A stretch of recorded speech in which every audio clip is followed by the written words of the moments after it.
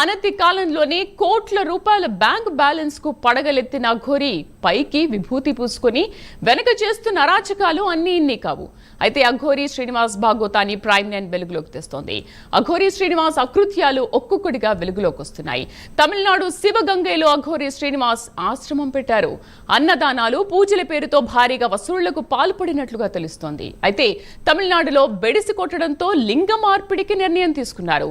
2024 July 8న ఇండోర్లోని ఓ ఆసుపత్రిలో gender రెసిస్మెంట్ surgery చేయించుకున్నారు.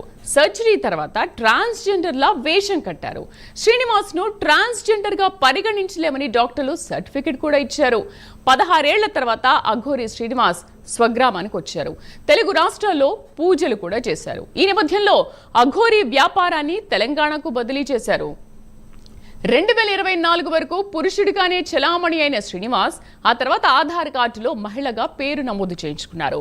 Srinivas భాగోతంపై prime line చేతిలో చాలా ఆధారాలున్నాయి. దీనిపైన డిస్కస్ చేద్దాం. మనతో పాటు అందుబాటులో ఉన్నారు శ్రీ శ్రీ శంకర్ స్వామీజీ గారు, తెలంగాణ సాధు పరిషత్ రాష్ట్ర అధ్యక్షులు. నమస్తే శంకర్ స్వామీజీ. నమస్తే అమ్మా. శంకర్ స్వామీజీ గారు, ఏంటి ఒక అఘోరి ఒక అమ్మాయిని పెళ్లి చేసుకోవడం ఏంటి? దానికి వీక్షకులు అక్షంతలు చల్లడము, వాళ్ళు దండలు మార్చుకోవడము, తాళి కట్టడము, వీళ్ళు చూస్తూ ఉత్సాహంగా భక్తి పాటలు పాడడము, అసలు ఏంటి, ఏం జరుగుతుంది? సమాజం ఎటుపోతుందంటారు?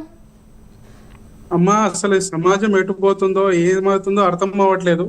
అసలు నాగసాధు పేరిట, అఘోరి పేరిట శ్రీనివాస్ అనే వ్యక్తి లింగ మార్పిడి చేసుకోవడం, తర్వాత సమాజంలో తిరిగి నగ్నంగా తిరిగి జనాలని కూడగట్టి దానికి ఈ యూట్యూబ్ ఛానల్ కానీ వీళ్ళన్నిటి విస్తృతమైనటువంటి ప్రచారం కల్పించి ఒక దుర్మార్గమైనటువంటి ఆలోచన ఉన్నటువంటి వ్యక్తిని మసిపూసి మారేడుకాయ చేసినట్టుగా కొంతమంది యూట్యూబర్లు కానీ, యూట్యూబ్ ఛానల్ కానీ, మీడియా ఛానల్ కానీ పనిగట్టుకొని ప్రచారం చేసి అతన్ని హైప్ చేసేయండి.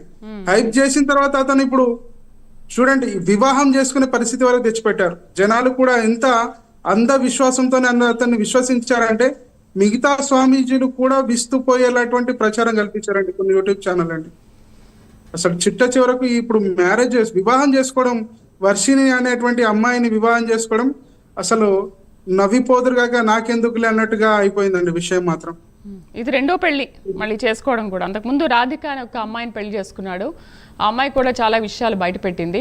మరి మీరు ఎలా వెళ్ళారమ్మా అంటే కూడా ఏదో సనాతన ధర్మం అంటున్నాడు కదా, ఒక మంచి ఉద్దేశం ఉందేమో, ఆ ఉద్దేశంతో మేము అతనికి దగ్గర అయ్యాము, అలా మాట్లాడాము అని చెప్పేసి. ఏంటి, అమ్మాయిల్ని వశపరుచుకోవడానికి లేకపోతే వాళ్ళ పేరెంట్స్ దగ్గర ఉన్న డబ్బులు తీసుకోవడానికి కుట్రన ఇదంతా అనుకోవచ్చా? అమ్మాయి తప్పకుండా కుట్రనే. సమాజాన్ని పక్కతో పట్టించడానికి ఒక పెద్ద కుట్రలో భాగంగానే ఇది చేస్తున్నాడు. ఈయన కూడా అసలు నిజం చెప్పాలంటే శ్రీనివాస్ అనేటువంటి పచ్చి కామాంధుడమ్మ. ఈ కామాంధునికి ఆ అమ్మాయి దొరకడం, వర్షిని దొరకడం, ఆ వర్షిని వాళ్ళ ట్రాప్ చేసి పెళ్లి చేసుకోవడం, అతని మాయమాటలు చెప్పిండు. వర్షినికి మాయమాటలు చెప్పి సనాతన ధర్మం పట్ల గురించి మాయమాటలు చెప్పి ఆమెను వశపరుచుకొని ఈ విధంగా వివాహం చేసుకొని మాయమాటలు చెప్పాడమ్మా. మాయమాటల వల్లనే ఆమె వశం పొందింది. ఓకే, మీరు కూడా తెలంగాణ సాధు పరిషత్ రాష్ట్ర అధ్యక్షులుగా కూడా